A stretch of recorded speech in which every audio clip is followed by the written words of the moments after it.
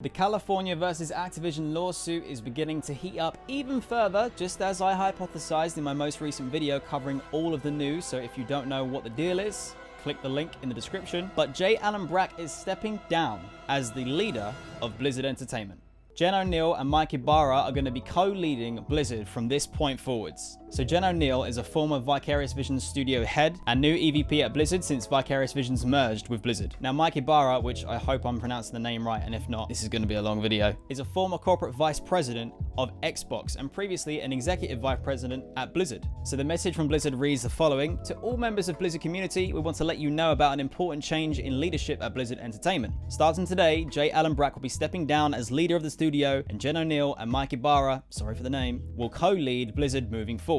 Jen joined Blizzard back in January as an executive vice president of development, where she's been providing senior development leadership and support to the Diablo and Overwatch franchises. Jen is former head of Vicarious Visions, which is now part of Blizzard Entertainment. After many years at Xbox, Mike joined the company in 2019 as the executive vice president and general manager of platform and technology, where he's been overseeing the evolution of Battle.net and our development services organization. Jen and Mike together have 3 decades of gaming experience between them. Moving forward, they will share responsibilities of game development and company operations. Both leaders are deeply committed to all of our employees, to the work ahead to ensure Blizzard is the safest, most welcoming workplace possible for women and people of any gender, ethnicity, sexual orientation, or background, to upholding and reinforcing our values, and to rebuilding your trust. With many years of industry experience and deep commitment to integrity and inclusivity, Jen and Mike will lead Blizzard with care, compassion, and a dedication to excellence. You'll hear more from Jen and Mike soon. The following is a message from J. Allen Brack. I am confident that Jen Oneal and Mike Ybarra will provide the leadership Blizzard needs to realize its full potential and will accelerate the pace of change. I anticipate they'll do so with passion and enthusiasm, and they can be trusted to lead with the highest levels of integrity and commitment to the components of our culture that make Blizzard so special. Finally, thank you all for being part of the Blizzard community and for your passion and determination for safety and equality for all. Now, this should not come as a shock to anybody with their head screwed on. If J. Allen Brack is involved with a lawsuit with Blizzard, he cannot be at the helm of Blizzard Entertainment whilst this is publicly going on. And of course, this is saying that he's stepping down from leadership. He's not being fired or anything like that. So as far as we're concerned, this is just the right move to make at this time. However, right off the bat, it feels a little bit weird that the reins are being given to, well, co-handed to somebody who's joined Blizzard as early as January, and then someone else who's been there for about a year and 10 months or so. So let's dig into it and see exactly who they are and what they've done. So here we have Jennifer Oneal's LinkedIn page, EVP of Development at Blizzard Entertainment. That's about to change. Activity, and now this is what we really want to look at for both of them really, is the experience and whatever they've got under their belt and what they're bringing to the table. So EVP of Development has been in the position 8 months and is now going to be co-leading Blizzard Entertainment, which to me is a very bonkers and insane rise to power. However, let's not jump the gun and keep on going. Advisory board member of Young Women's Leadership Initiative for 6 years and 3 months in the New York area. Member of the Women's President's Organization for 3 years and 9 months. 13 years at Vicarious Visions, studio head for 4 years and 10 months, so let's just say that's 5 years, and senior executive producer for 8 years and 2 months. That is a lot under your belt in terms of experience in what I will just straight up say. Vicarious Visions is an incredible company that has produced fantastic remasters and remakes. Some of my favorite games from my childhood, such as Crash Bandicoot. I literally play Crash Bandicoot every year. I complete 1, 2, and 3. And the remasters they've done, woo! Absolutely brilliant. Then you've got Tony Hawk's situation as well. 10 out of 10. So for me, just even off the face of this, she already strikes me as somebody who is properly positioned to provide the right experience in terms of leading a game studio, but also to ensure that women and others are equally and fairly treated in the workplace. She's also got board member of Girl Scouts of the Northeastern New York for 2 years and 2 months, board member at the Games and Simulation Arts and Science Advisory Board, that is a mouthful, senior producer at Activision for 4 years and 10 months, which is interesting to note. So she's worked at the Activision side of things before, gone away onto bigger and greater things, and has now been merged back into the company, but from Activision Blizzard and primarily the Blizzard Entertainment side. It'd be very interesting to see exactly how deep these Activision roots and hooks go. But my suspicions, based on the Vicarious Visions work that she's already done, not very much at all. And then finally, a year at production in LucasArts. please push for a new Star Wars Galaxies. Please. We're also using mobygames.com to have a look at the credits that each person has under their belt. Jennifer O'Neill, aka Jen O'Neill or Jennifer O'Neill, game credits. Business. Tony Hawk's Pro Skater 1 and 2, 2020. Crash Bandicoot Insane Trilogy, yes. Destiny 2, that is very interesting. And Skylanders Imaginators. No opinion there. So for me alone, being a studio head for the Tony Hawk's Crash Bandicoot and Destiny 2 is a fantastic amount of experience to bring to the table. As for Skylanders, I can't really comment, I don't know anything about it. So in terms of production, she's got Skylanders Spyro's Adventure, Transformers War for Cybertron, both Autobots and Decepticons, and then Marvel Ultimate Alliance 2, which I think wasn't received very well, but that might just be a weird memory that I've got.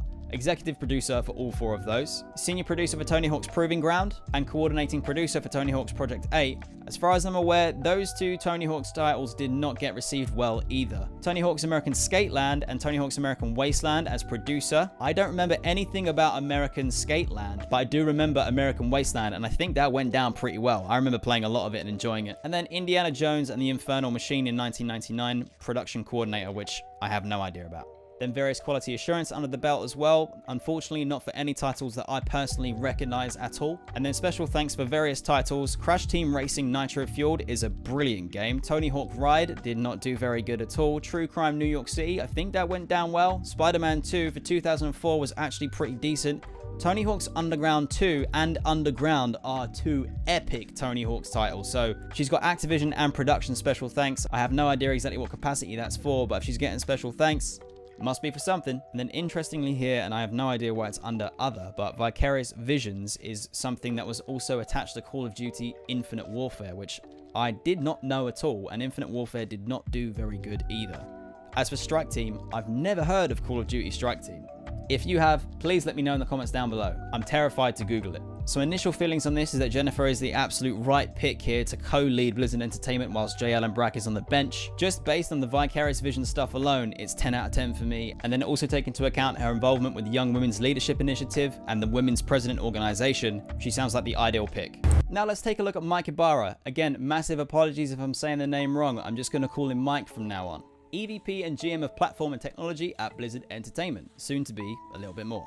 So experience-wise, Mike has been with Blizzard Entertainment for 1 year and 10 months as an Executive Vice President and GM of Platform and Technology, managing 1,400 developers and commercial employees across apps, services, commerce, core tech, gaming, social, mobile, reliability, Q&A, location, and customer support. I remember in the blue post it said something about his work and involvement in improving the Battle.net app. I have to say it has come a long way and is still improving, so props there. Then we've got almost 20 years at Microsoft. Basically 3 years as Corporate Vice President for Xbox Live, Xbox Game Pass, and Mixer, rest in peace. Managing growth and engagement across services for gaming at Microsoft with core responsibilities of over $2 billion in P&L accountability, engineering, test and program management direct line, market financing, legal, etc. So from the looks of things here, he's already striking me as more of a target-orientated individual who basically you give him the goals and he makes sure that those goals get hit, which really, let's be honest, is exactly what shareholders want. Then we have Corporate Vice President of Program Management on the Xbox platform for 2.5 years. Now, interestingly, in this role, it says to deliver end-to-end customer and developer Xbox experience across our devices that our consumers love, continue to gain fans' trust, which is something that we know right now Blizzard needs massively to get some trust back. So if this is something that Mike has already got experience in doing, combined with the incredible work that Jennifer has under her belt at Vicarious Visions, the two of them combined might be the perfect duo to get things done and enact the change that I think everybody wants to see at Blizzard Entertainment. 3 years at Partner Studio Manager of the Xbox Studios, 2 years as a General Manager for Xbox Live, 3.5 years as a General Manager for Windows 7, 4 years as Senior Director for OEM Engineering, and then a couple years as a Systems Engineer as well. And then back in the golden years from 1997 to 1999, he was a software development engineer at HP. So throughout his career, this guy has put in the groundwork in terms of learning the actual technical side of things and how to eventually push platforms forward, drive evolution, progress, and meet targets. Let's take a look at his credits and find out what's going on here as well. He's got partner and/or studio partner credits for Sunset Overdrive, Quantum Break, Recore, Rise Son of Rome, and Age of Empires Online. The thing that strikes me here is that whilst I wouldn't say that any of those titles have done massively well, maybe with the exception of Age of Empires Online, which has an insanely huge fan base, if we take a look at them, each one of them has been a highly anticipated game that released a pretty good fanfare and have graphically and technically pushed the envelope, especially Rise Son of Rome. That was like one of the first titles to come out on the Xbox One and was basically all you ever saw footage of because it looked insane running on the hardware. He's then got special thanks credits for Halo 5 Forge and Halo 5 Guardians. I personally enjoyed Guardians, but not a lot of people did. I know the story was a bit whack, but whatever, we got Infinite coming soon. Kinect Sports Rivals, okay. Gears of War Judgment, okay. Microsoft Solitaire Collection, now we are in the real stuff. And then Gears of War 3, which is the best Gears of War in the series. Don't at me in the comments. And then we've got other credits, which I don't understand exactly what these are about. Then he's involved with Sea of Thieves in some way, and whether or not you enjoy the game, you have to agree it's a pretty incredible title. And then Forza Motorsport 7 and 6. I've got no idea if they're good games, I just know graphically, they always look top notch. So initially, it felt like, oh my god, this might be a massive mistake. You're giving the reins over to somebody who's worked at the company since January, and then someone else has worked there for less than 2 years. But after you look at the experience that the pair of them are bringing to the table, I think this is actually the right move, and will hopefully drive Blizzard Entertainment towards rapid change that is massively needed in order to earn trust back, improve their IP, get good games out the door, and really deliver on that sense of Blizzard community, which basically is just being thrown to the wind right now. So hopefully everything is going to come together, tie up nicely, and we might not get the old Blizzard back, but hopefully we get a shiny new one, which will lead us into the future. Let me know your thoughts on both of these appointments and what the fate might be for J. Allen Brack down in the comments below. Take care, and hopefully I'll see you next time.